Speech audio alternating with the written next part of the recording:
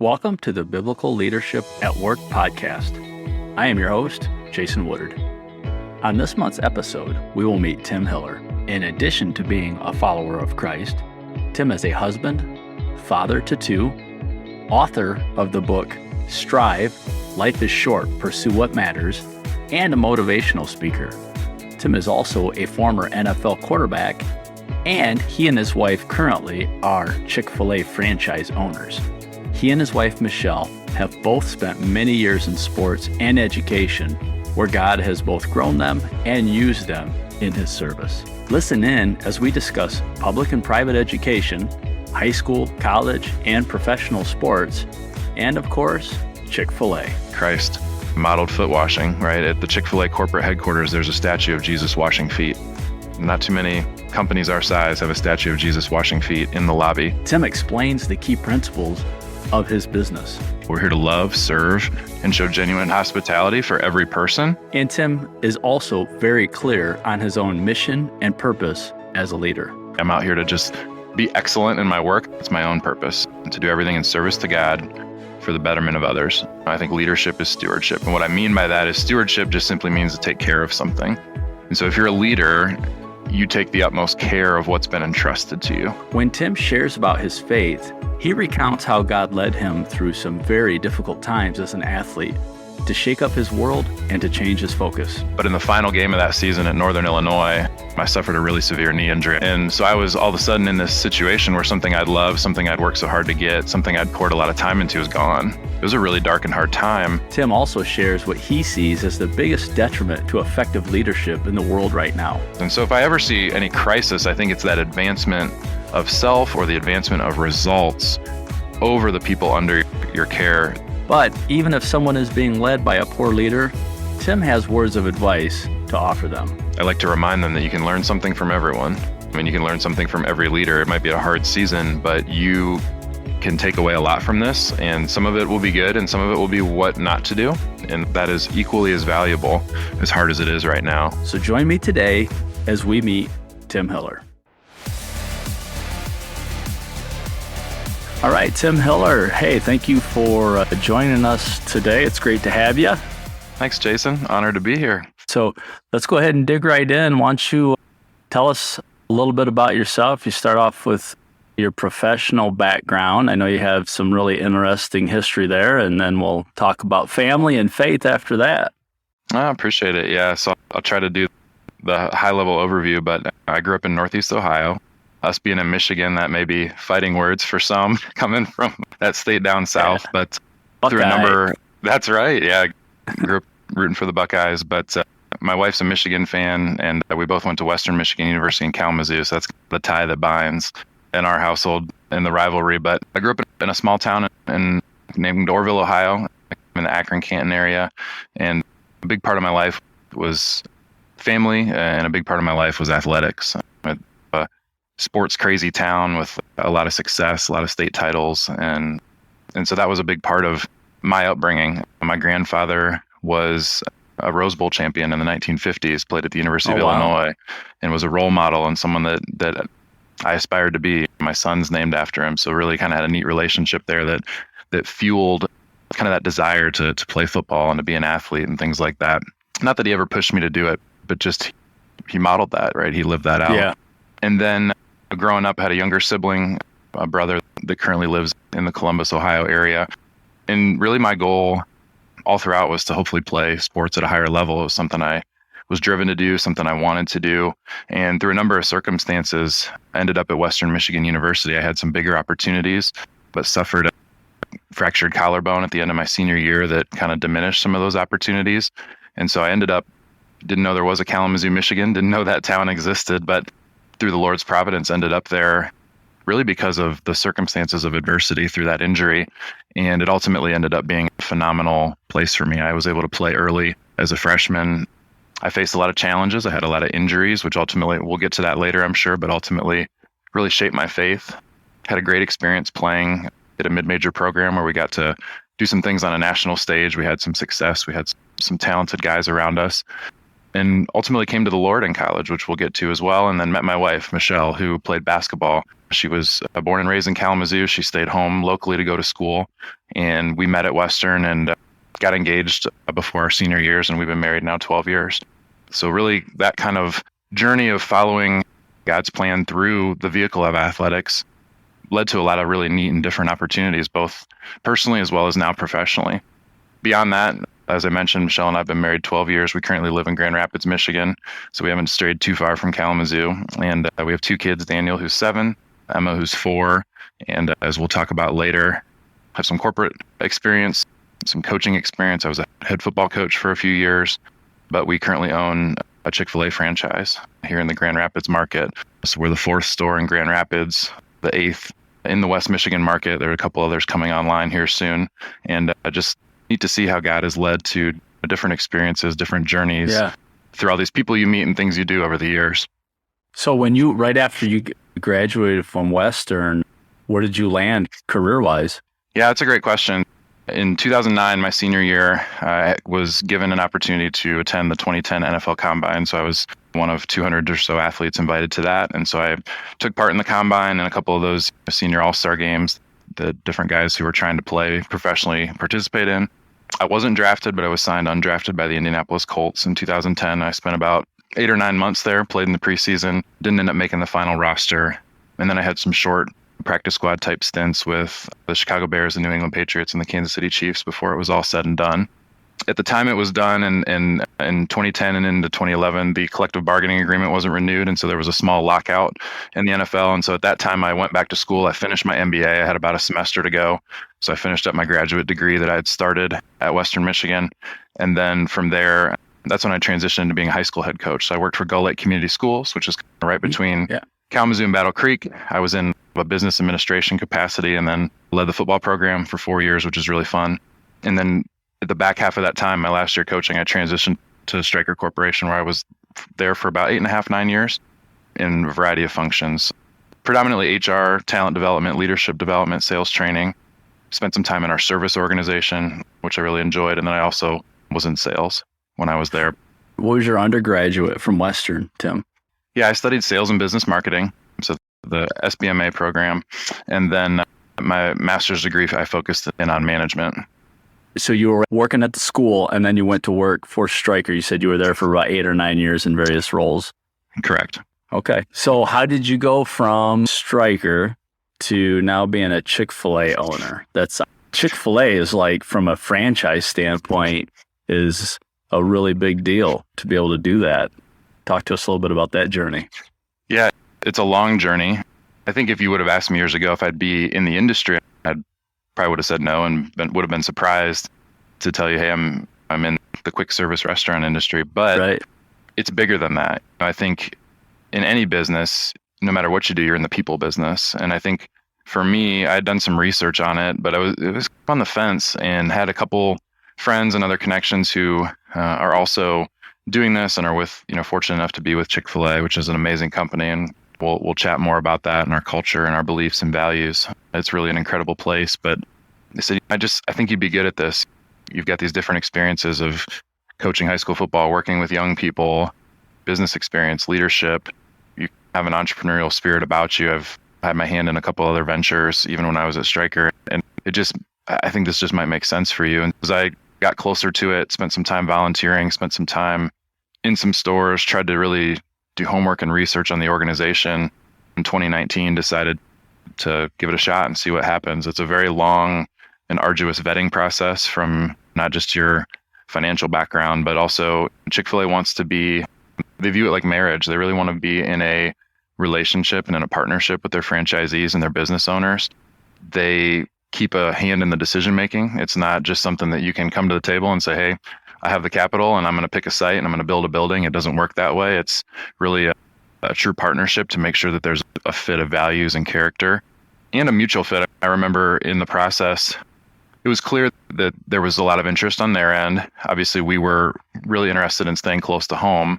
And they said, hey, we have an opportunity in Indiana. We'd like you to consider it. We'd like you to take a look at it. And we went, we checked it out, and we said, I don't think this is for us. And they were still very supportive in that. They wanted our family to feel good about the decision we were making. And it was a little scary Like telling them that. the whole, yeah. Correct. Yeah. And that was just like very refreshing, right?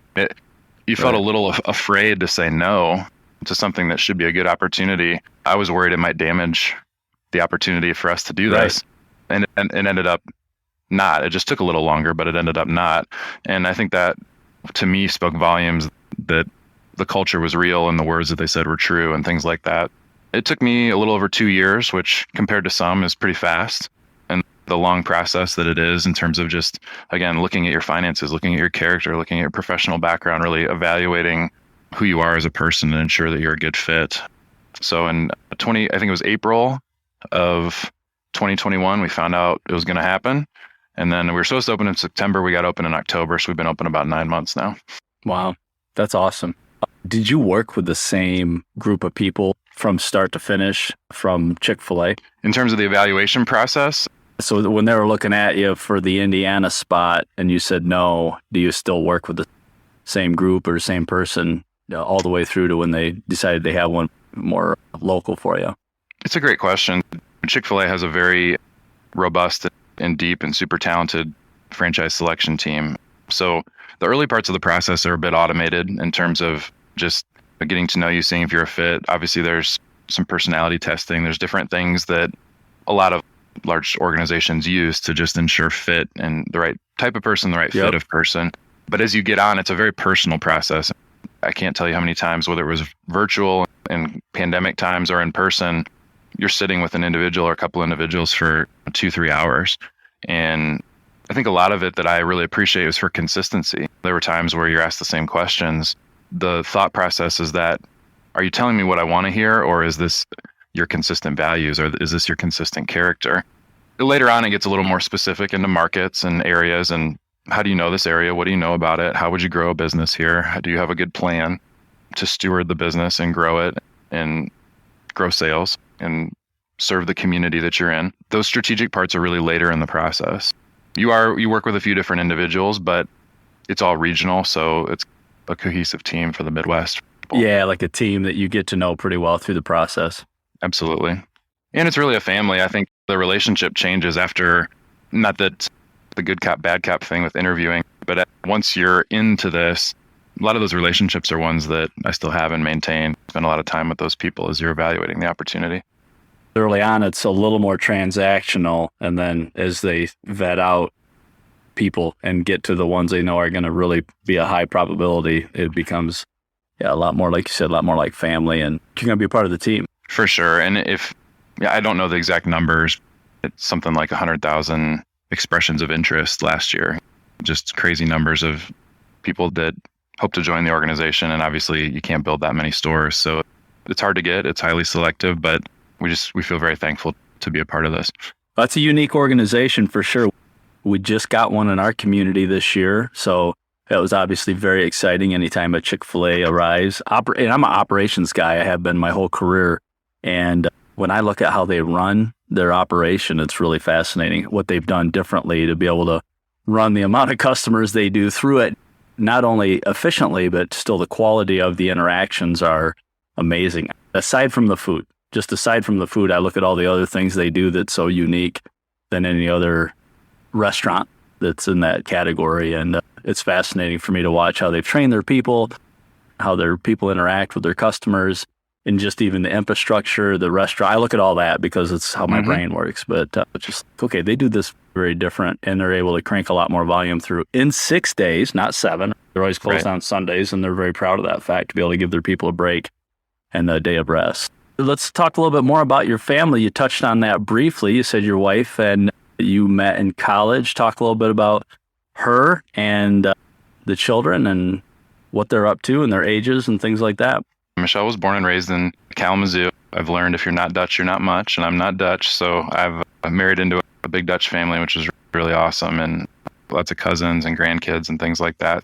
My wife went to Kalamazoo Christian High School. She had some scholarship basketball opportunities, but ultimately felt the Lord's leading to stay home and be salt and light at a secular university, a public university, when a lot of her siblings and cousins had gone a different route or maybe gone to a Christian college. And she felt God's tug and pull on her life to do that and start a Bible study and do some things to impact the locker room that she was placed in.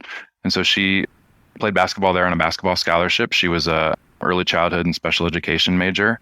And when we were first married, she taught for 7 or 8 years, predominantly all in Kalamazoo public schools.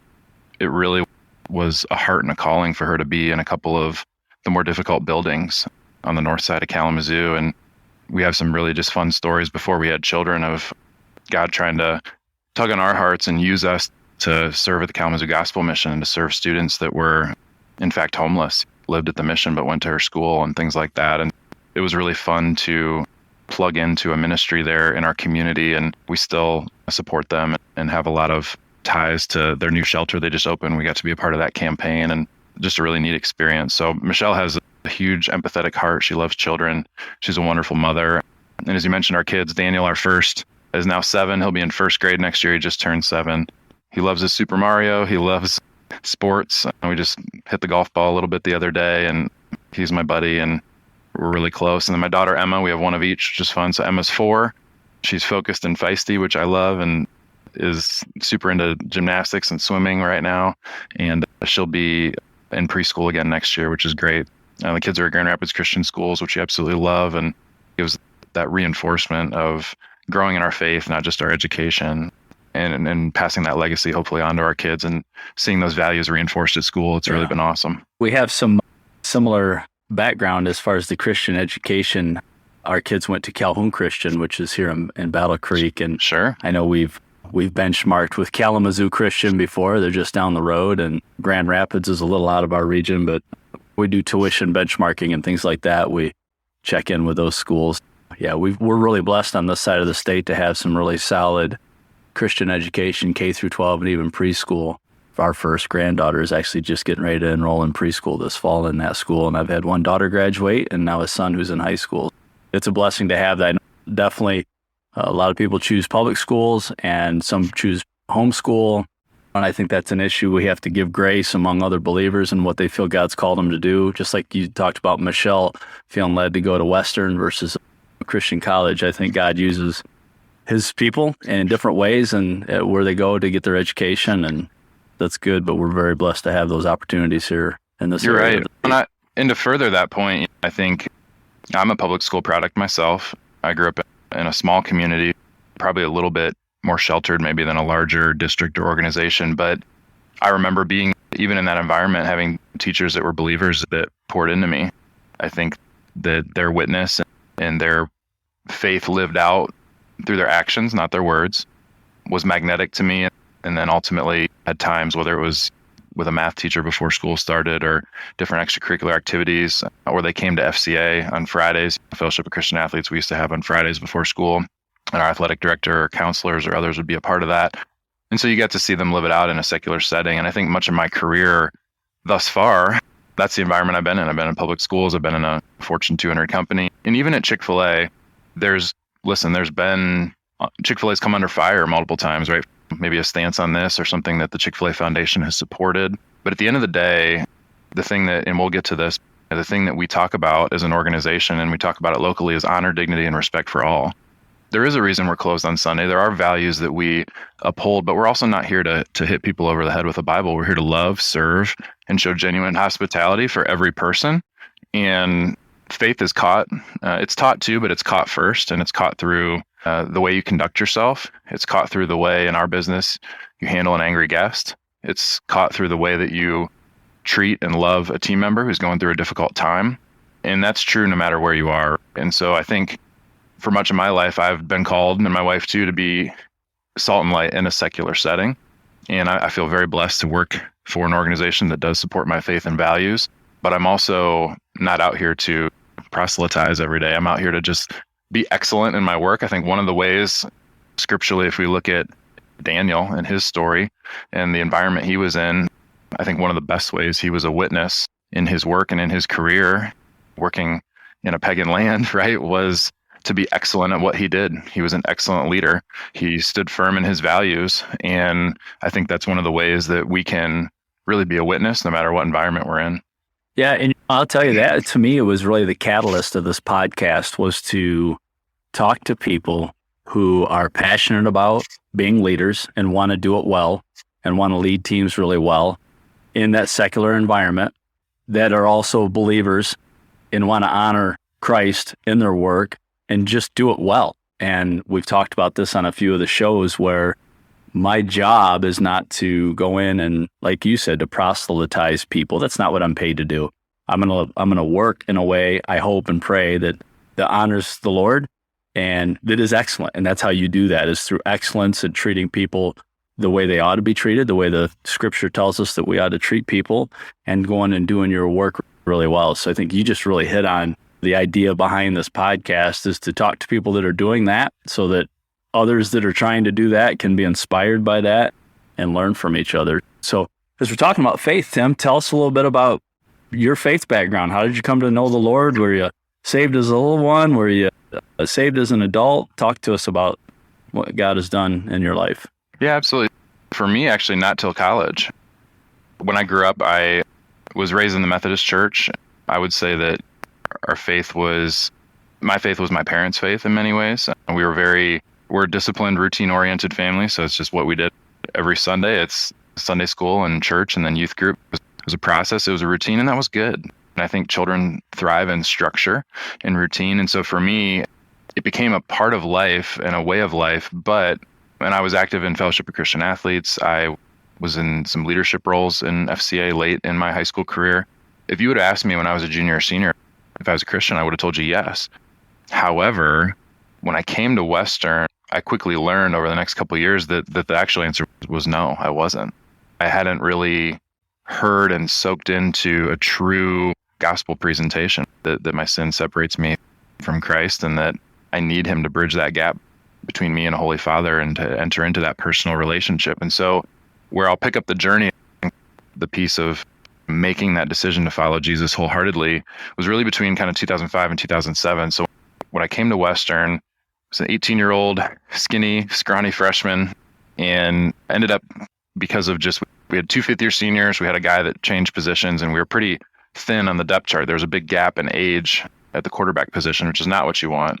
And so I had the good fortune of earning the number 3 spot. So I had two seniors and then this skinny, scrawny freshman being the third string guy. So I ended up traveling. The intent was never for me to play my first year, but just travel with the team, learn and redshirt, put on some pounds, get stronger, and then learn the system and hopefully play in my second year. What ended up happening is the starter suffered a season-ending injury. The second guy struggled a little bit. And so by the 4th week of the season, they're like, hey, you're up. And so here I am, 18 years old, just a few months removed from high school, and I'm starting college quarterback. Luckily, we had a couple guys that you may have heard of, one named Greg Jennings that won a Super Bowl in Green Bay and did really well, and another guy named Tony Scheffler, who was a second-round pick and had a really nice career in both Denver and Detroit. And so I could just close my eyes and throw it up and someone would catch it, and it worked out okay. But that year went really well. We lost our first couple games, and then we rattled off like 7 in a row. At the time, one of the biggest turnarounds in Mid-American Conference history. But in the final game of that season at Northern Illinois, I suffered a really severe knee injury. I tore 3 ligaments in my right knee, took a high-low shot and dislocated my knee. It was pretty gruesome and definitely a concerning time. I'd never had an injury before other than the collarbone I mentioned earlier. I'd never had surgery before. And there was a lot of doubt of, will you be the same kind of thing. To this day, if I'm going to play pickup basketball, I throw a brace on that knee. It was a pretty good one. And so because of that, football's gone for a year. I took a redshirt year. So I played and then I sat out a whole year, basically 16 months. They recruited a junior college transfer. So they had a guy who was more mature, who had played at a junior college level.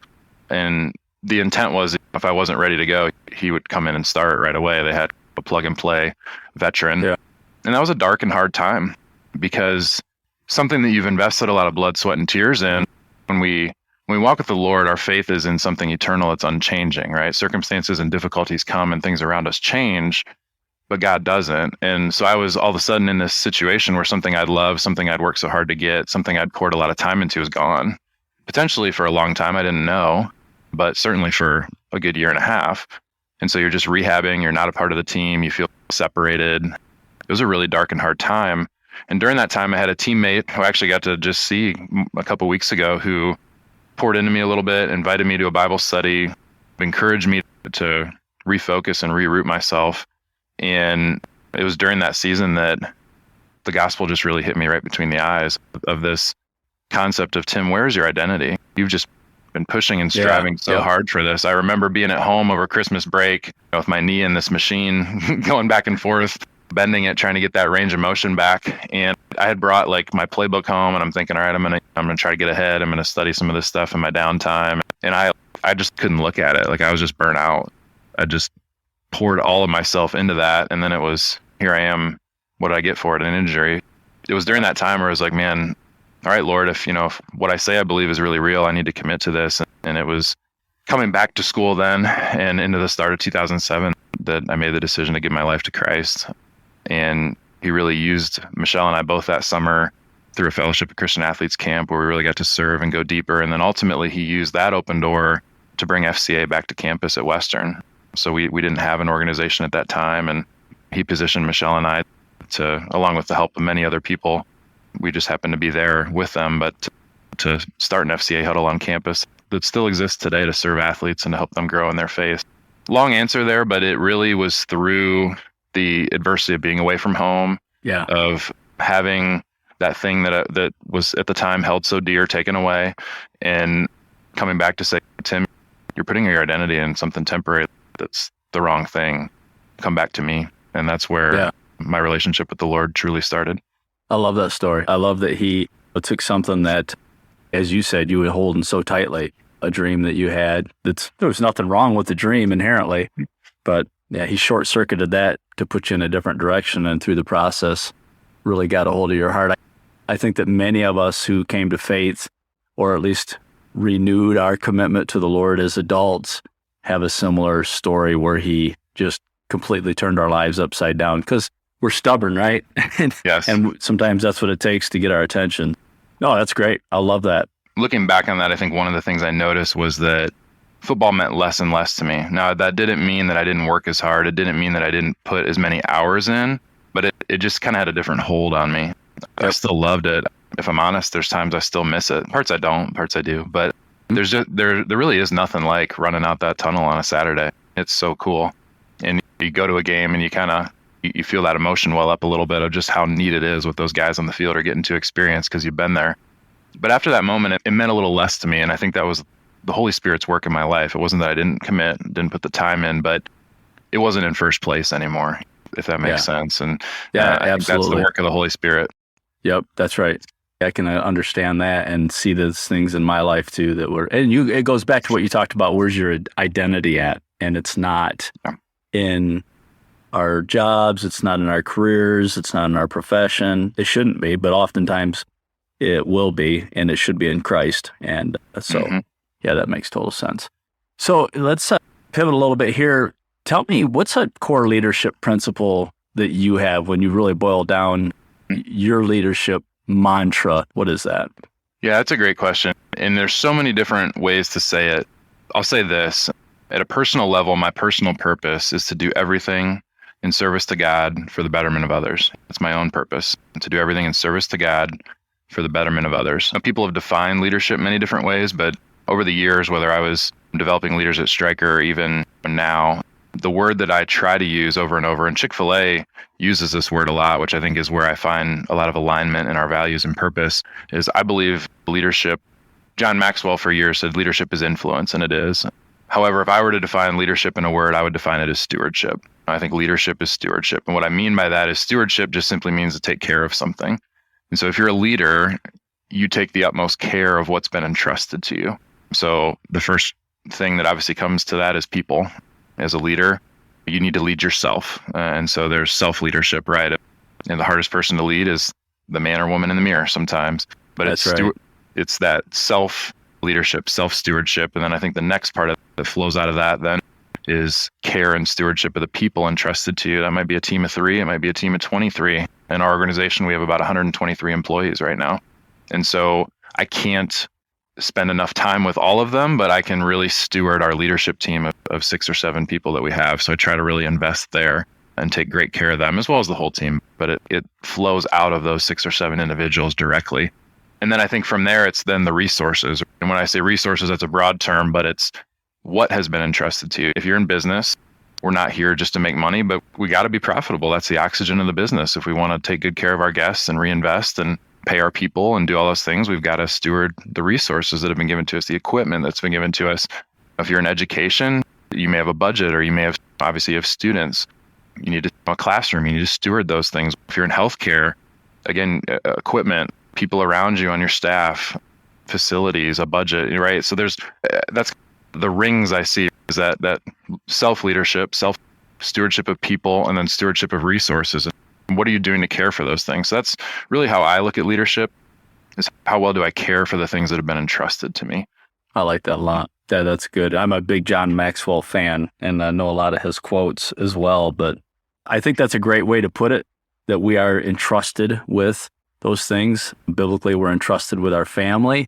We're entrusted with all the things that the Lord has given us that we have authority and responsibility over. And I think you have to wake up thinking of them that way every single day. They're not yours. You didn't earn them. You were given those things for a time to steward them and care for them. And Christ shares a parable about that there were talents given. And what did you do with those talents? So I think that's really good.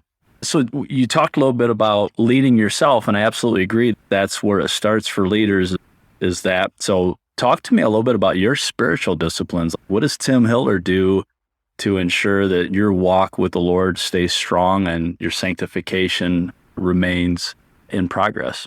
Yeah, I'll be transparent by starting that there are things that I'm good at and things I'm not good at. And I think we're all wired differently. And so then when it comes to spiritual disciplines, there's things that we do well and things that we don't.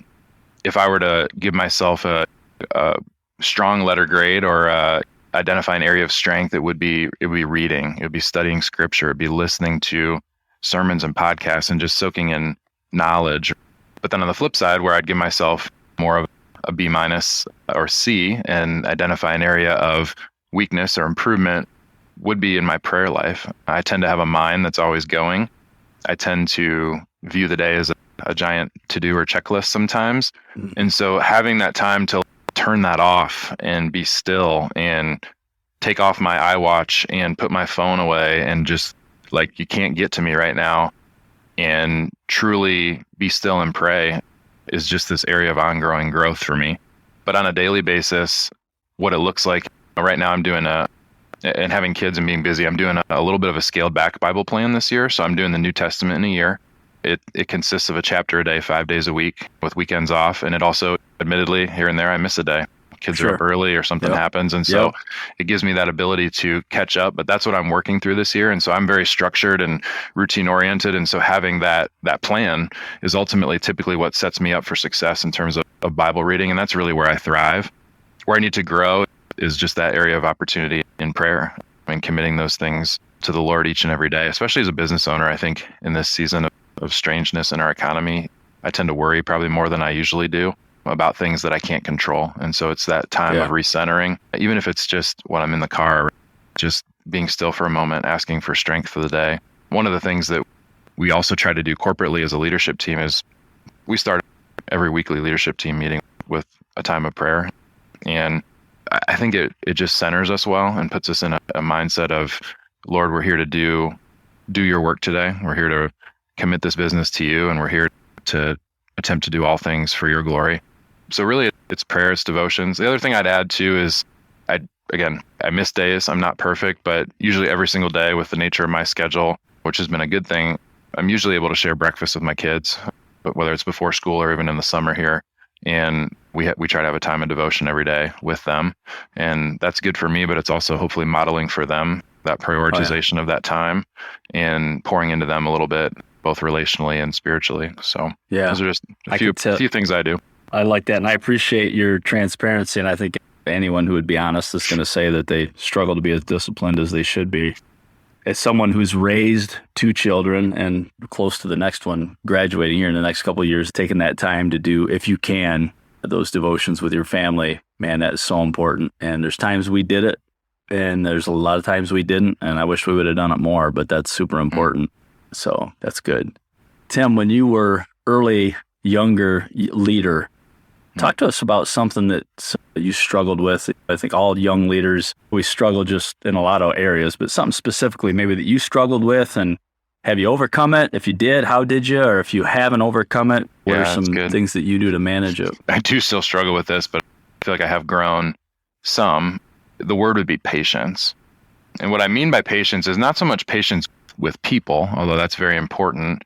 It's having realistic expectations about how quickly a project, an effort, a change, transformation can happen.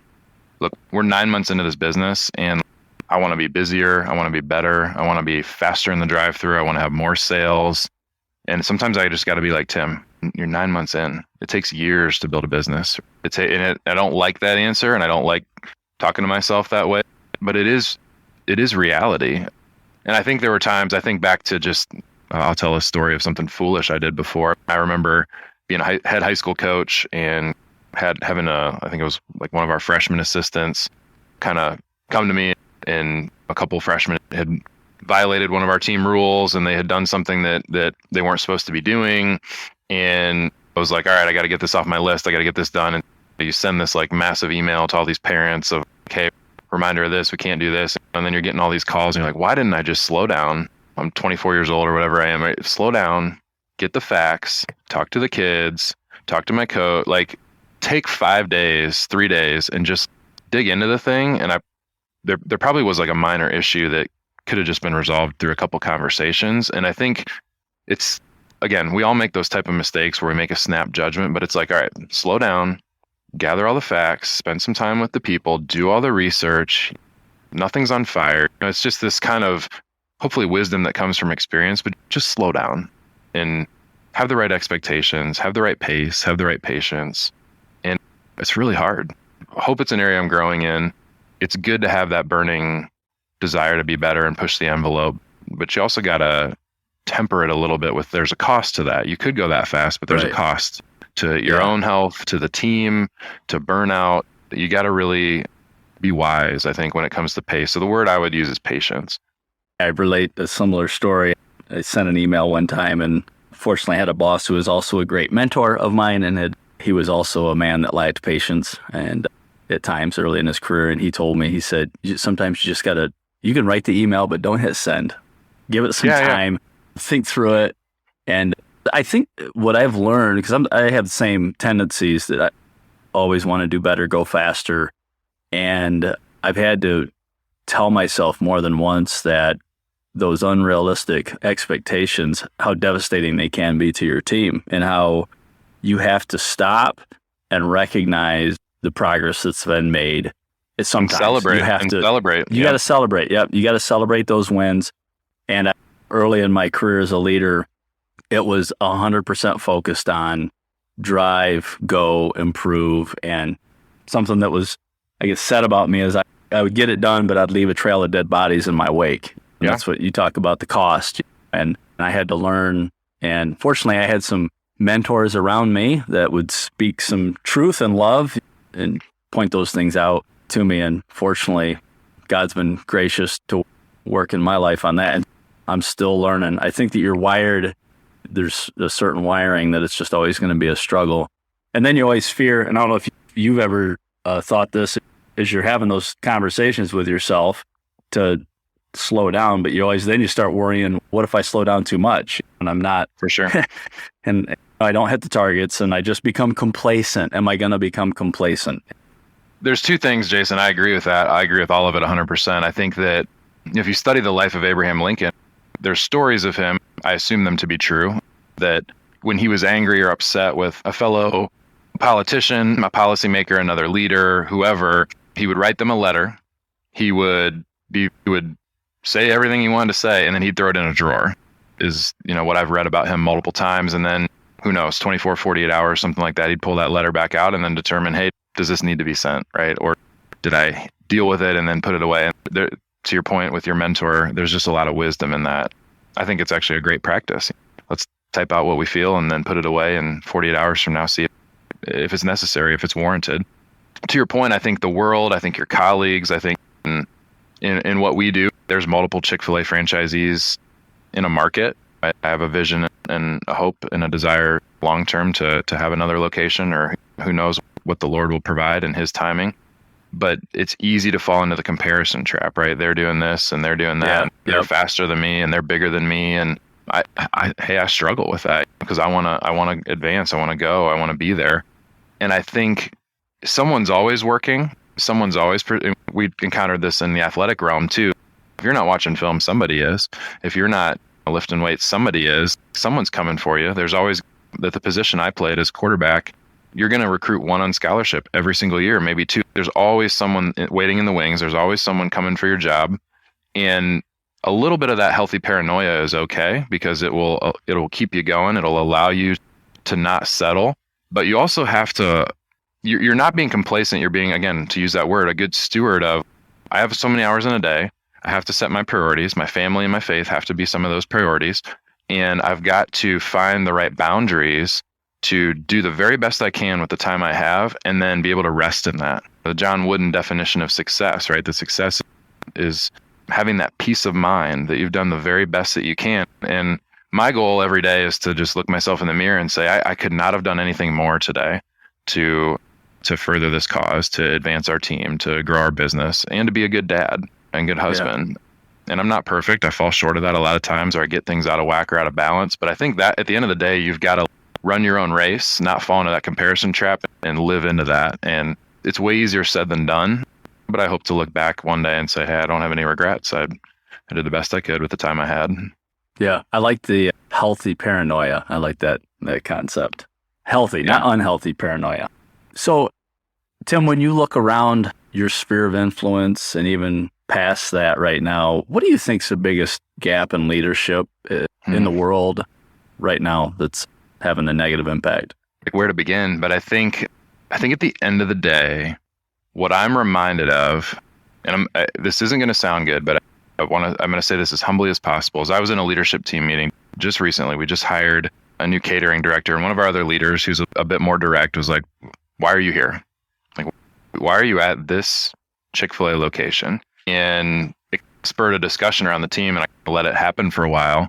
And a lot of them said, "I'm here because of Tim." And I say that as humbly as possible, but it also is, it puts a great deal of pressure on you from the standpoint of a leader. Is like, at the end of the day, you're here to encourage and shepherd people, right? If we care for people, if we show them that we care, if we do our best to, pour into them, spend time with them, invest in their development, ask them hard but good questions to make them think, and try to stretch them to become more than they're capable of, I do believe most of the other things are going to fall into place, whether that's the financial performance of the business, it's their leadership and investment in other team members under their leadership, that ripple effect. And I just think, and I experienced this in different parts of my career.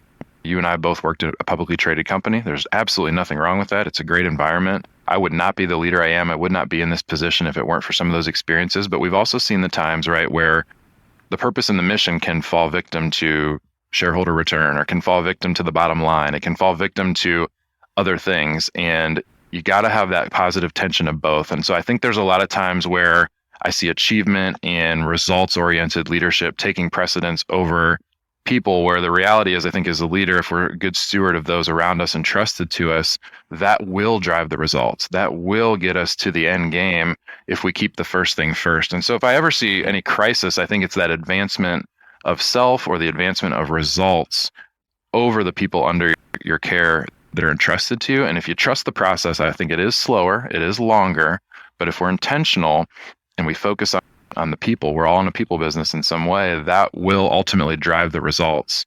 It may be a little slower, but it will if we're committed to it. And I do see that being sacrificed sometimes in certain places, and it's concerning.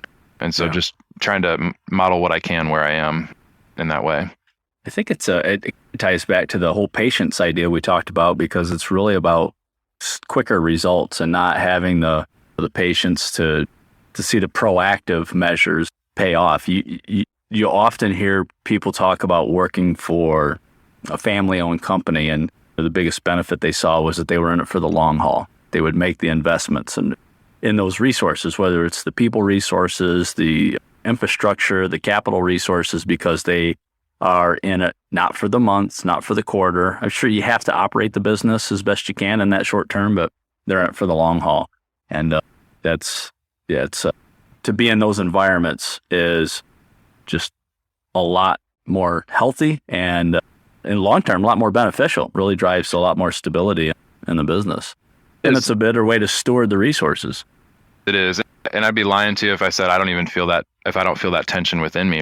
Let's be very transparent. As an owner operator of a franchise business, I pay myself a salary every month, but I also, the majority of my compensation comes from monthly profits. And so there is that, again, I would call it healthy paranoia, healthy pressure to be profitable every month. But I also have to have the perspective to say, okay, what am I trying to achieve 1 year out, 18 months out, 3 years out, 5 years out? And that might mean I take a hit this month and next month, but I'm preparing for something greater. I'm making a strategic bet on something I think will benefit the business longer term. So I'm willing to make that investment now. And it's hard not to be short-sighted.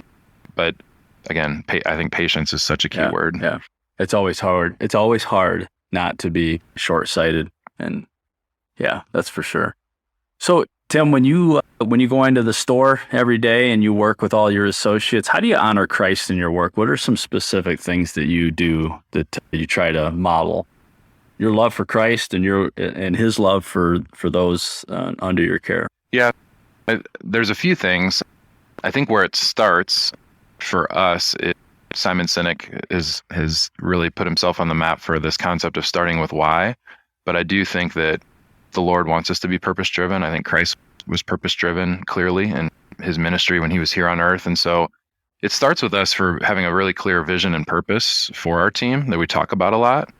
And our vision is to be the highlight of every guest day so that when they come home and your wife says, honey, how was your day today? That we would enter into the top 2 or 3 highlights of the day. That's a lofty goal. If you think about recounting your day with your spouse or significant other or family, but we desire to enter into that conversation because we've been so excellent in our work. That's our vision. Our purpose then is to make every life we touch better. It's a simple statement, but one of the intentional parts I would point out is that it doesn't say to make every guest's life better. It just says every life we touch better. So that could be in our community, but more importantly, that could be our team members, that we're trying to make their day better too, that they're having a positive experience as they work in our organization. And then we have our values. So we have 4 values. They are an acronym that spell the word RISE, R-I-S-E, but that they are reliability, industriousness, or hard work, service, and excellence. And we have a definition for each of those. And so we have them prominently posted. We talk about them often. We use them even in our discipline process. Sometimes we have to write somebody up or they fell short of a standard, and we try to have the values-based conversation when we do that. Say, hey, one of our values here is reliability. If you're scheduled to work a shift and you didn't request the time off, you own that shift. You're responsible for being reliable. That's what we expect here. And you didn't get someone to cover you. So therefore, in love, I gotta write you up here, but you gotta fulfill our values. And so that's one of the ways that we, first and foremost, try to hold a high standard. But a lot of it on the second part, I'll be honest with you, I don't get a lot done when I'm at the store. It's like when I'm there, it's people time and chipping in and helping. If I'm gonna get some head down work done, I almost have to get out of there to focus and to get some of that planning work done. But when I'm there, I'm trying to have one-on-one connections with my leaders. Usually, I would say I'm consistent having a one-on-one with them every other week. I try to do it every week. It doesn't always happen, but trying to invest at least 30 minutes with each of those key leaders on a hopefully weekly basis, if not every other, to just check in with them, check on their priorities. How can I support them? Make sure they're doing well personally, and have a lot of communication. And then I also think showing my team that I'm not above anything else. Christ modeled foot washing, right? At the Chick-fil-a corporate headquarters, there's a statue of Jesus washing feet. Not too many companies our size have a statue of Jesus washing feet in the lobby, but it's a model of service, of genuine care and hospitality. And so for me, it's okay, I'll come to the shift leader if I've got the time available between 11 and 1 and we know we're going to be busy. I'm like, hey, can you use me? Where can you put me? I'm going to jump in. I'm not over or above running fryers or running food out to cars or wiping tables. And I try to jump in and help and model that I'm not above any of that. I'm not going to be here all hours of the day, but when I am here, I'm here to serve along with you. And I hope that speaks volumes to them that if he can do it, then by golly, I can too. So those are a few ways that I hope to do that. And then you have those private conversations. I had a good conversation with a team member yesterday. She's going through an awful lot with her family and her personal life, and sharing a bit of personal testimony, sharing some scripture, and trying to be a witness in that private way as well. But again, I think it comes back to it's actions, it's words, it's how you care for others. It's how you live first, and then that opens the door to some of those maybe more specific opportunities where you're more deeply sharing your faith. Appreciate you sharing that. Who are some authors that you always try to follow, whether it's books, podcasts? Who are some of your top authors, top books that you would recommend for other leaders? That's really great. Yeah, I think leaders are readers. I look forward to a day when I can read more books and have a little more time. I feel like I'm chasing kids around and stuff, which is an awesome season to be in as well. But from a spiritual standpoint, one individual that has impacted my life from afar, and he would never know it, is Tim Keller out of New York City at Redeemer Presbyterian. I just think he's the C.S. Lewis of our era. I listen to him often. I've read a lot of his work and done some small group studies of his materials, but the wisdom he has and the way that he's able to so clearly teach scripture has really deeply impacted my life. Specifically, his book, Every Good Endeavor, which is really about tying the gospel to your work, really was transformational for me in that there is honor and dignity in all types of work, no matter what it is. And we really have an opportunity to fulfill the gospel through work. It's how God enters into partnership with us by using our work to further his kingdom and to develop human flourishing. So in a spiritual sense, he's someone that I listen to often and read a lot. I am reading a book right now called Radical Candor. I think an area of opportunity for me as a leader is to get better at providing clear, concise, timely feedback to others, but I think there's a way to do that. So I am reading a book right now. I believe Kim Scott is the author. She's a former Google executive. She worked at Apple. And is it all fitting to me? Probably not, but she's got some really good strategies, good advice about how to do that. I think that's part of good stewardship too, is being able to be a coach and provide hard things sometimes too that people need to work on and improve, but do it in love. You mentioned John Maxwell. I've read a lot of his materials over the years in training. I really appreciate his work. Specifically, the 360-degree leader is a great read and one that I really appreciate. So, little snapshot there. I also like Chip and Dan Heath. They're a couple brothers, professors, and one's at Duke, one might be at Stanford, but they have a lot of really powerful research.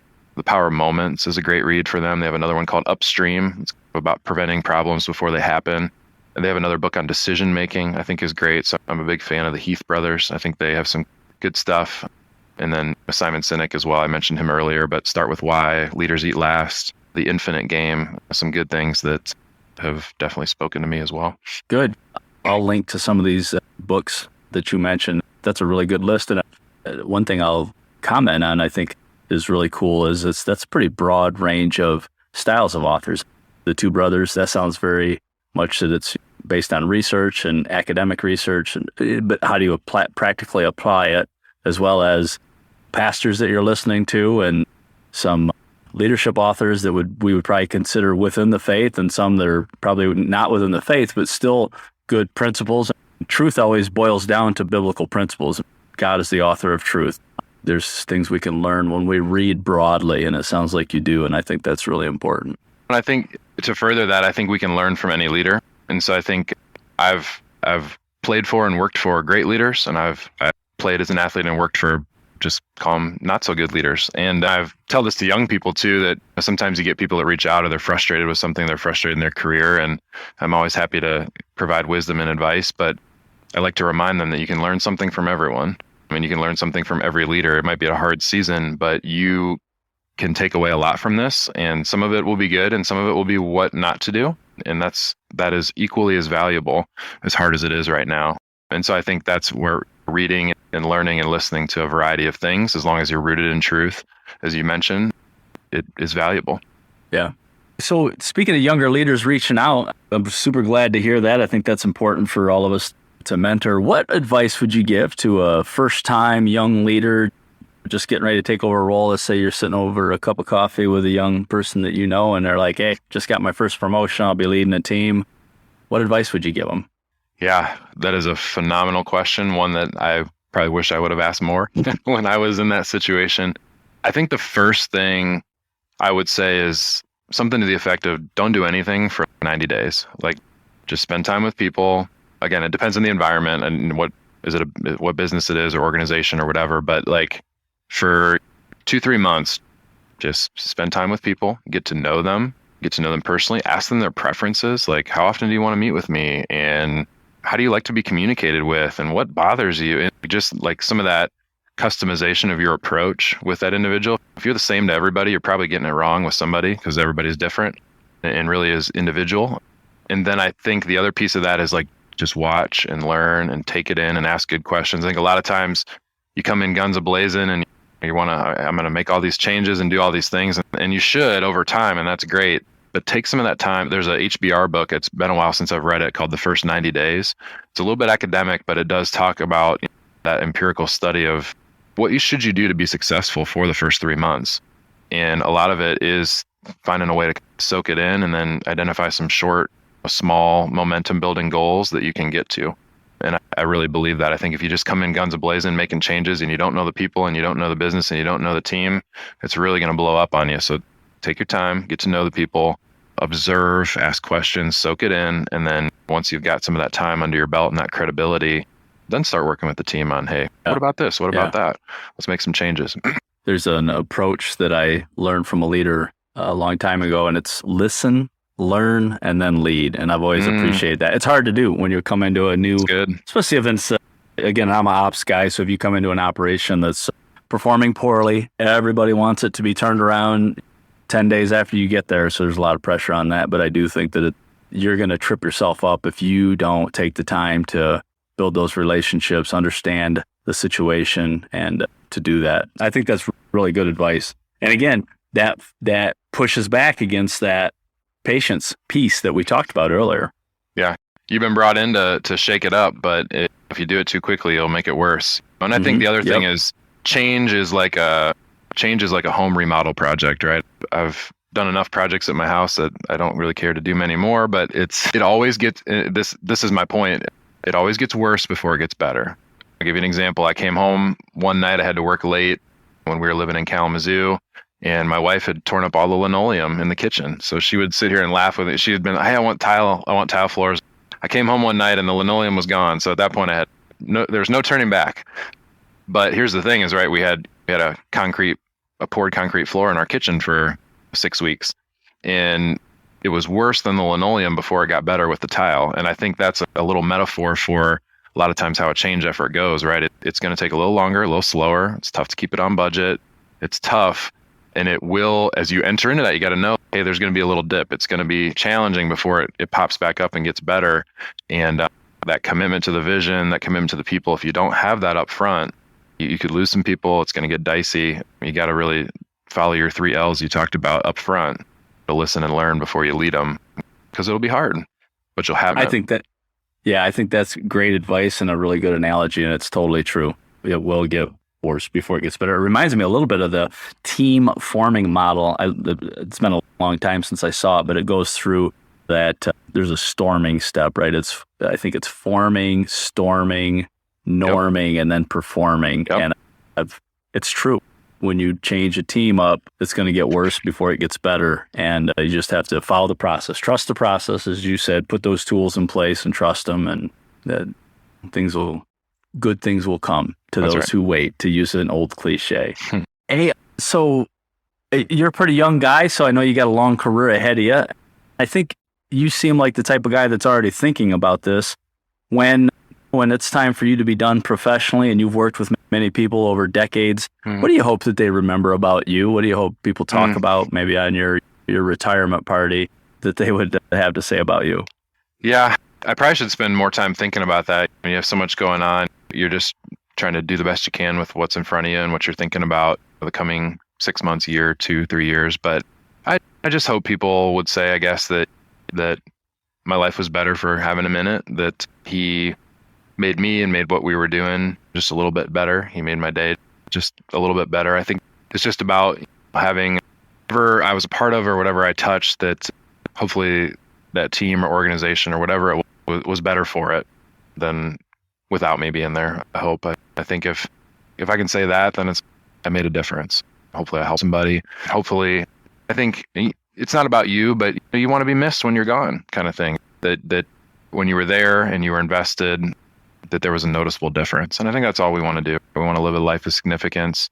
We want to be good stewards. We want to take care of what God's given us. And I hope that people and teams and areas, things that I've been a part of over the years will just have been that, just a little bit better just because I was there and hopefully doing my best. Yeah. One of the things I've tried to do when I'm going to a team situation and then when I leave is I always want to be able to say I left it better than I found it. And the people, the operation, certainly the people, and leave those lasting impacts. You and I had a chance to work for the same mentor figure throughout our careers. We talked about that when we were preparing for this. And that individual, Judd was his name, he talked about his dad taking him camping, said, leave the campground cleaner than it was before. Pick up after yourself. Yeah. And I think that little soundbite always sticks with me of, hey, leave the campground cleaner than it was before. I like that. Hey, before we wrap up, Tim, is there a way people can connect with you? You got a LinkedIn profile or something online they can connect with you? Yeah, absolutely. I am on LinkedIn. My name is Tim. Last name is spelled Hiller, Hiller. Obviously, you'll see Chick-fil-a on there, and feel free to reach out that way.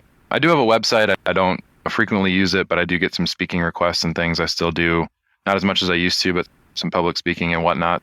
TimHiller.com, TimHiller.com. You can always connect with me there.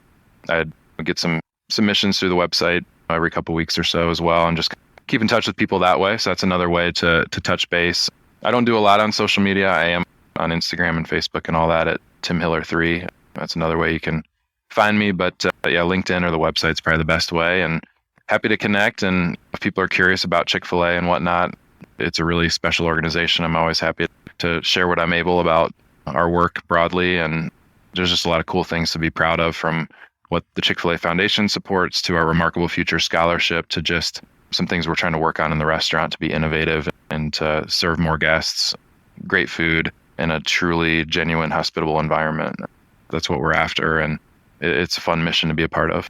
Great. I appreciate that, and I certainly appreciate your time today. I've really enjoyed getting to know you and learning about how God has worked through your life and through obstacles and through challenges and given you a lot of great opportunities to serve Him where you're at right now. So thank you for joining us today. Yeah, thanks, Jason. It's an honor. I love what you're doing with the podcast, and I'm humbled and grateful to be a part of it. So thank you. Well, thank you for listening to this month's podcast. I hope you were as inspired and encouraged as I was after meeting Tim and seeing how God is working in and through him to serve others. Check out the show notes to see ways to connect to Tim and for resources he mentioned today, including his own book, which he humbly did not mention on today's interview. I hope you'll join us again next month as we meet another leader who is striving to lead well and glorify Christ in the process. Until then, I pray God will use you and grow you wherever He currently has you.